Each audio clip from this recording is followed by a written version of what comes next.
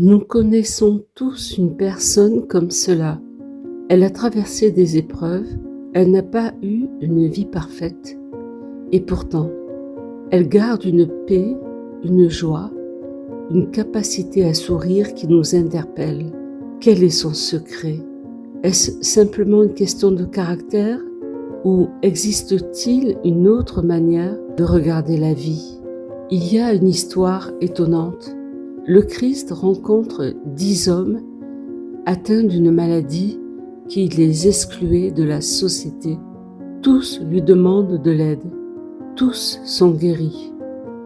Mais un seul revient, non pour demander davantage, simplement pour dire merci. Et Christ pose une question surprenante. Les 10 n'ont-ils pas été guéris? Où sont les 9 autres? Pourquoi un seul est-il revenu? Parce qu'il avait compris quelque chose d'essentiel. La gratitude n'est pas seulement un mot de politesse, c'est une manière de vivre. Elle ne consiste pas à fermer les yeux sur les difficultés.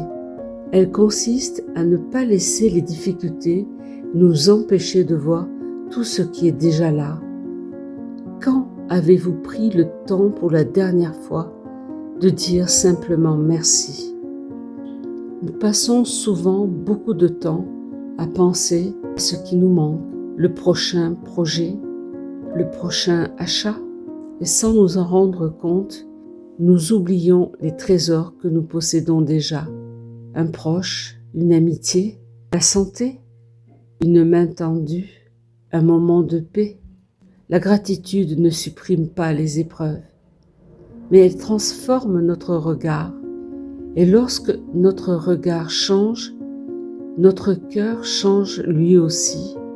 Peut-être est-ce là l'un des secrets d'une vie plus heureuse. Non pas attendre d'avoir tout pour être reconnaissant, mais apprendre à reconnaître le beau, même au milieu de l'ordinaire.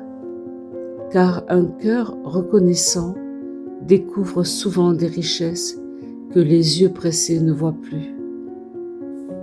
Que la gratitude ouvre vos yeux aux merveilles qui vous entourent et que le cœur de Dieu vous comble de son amour.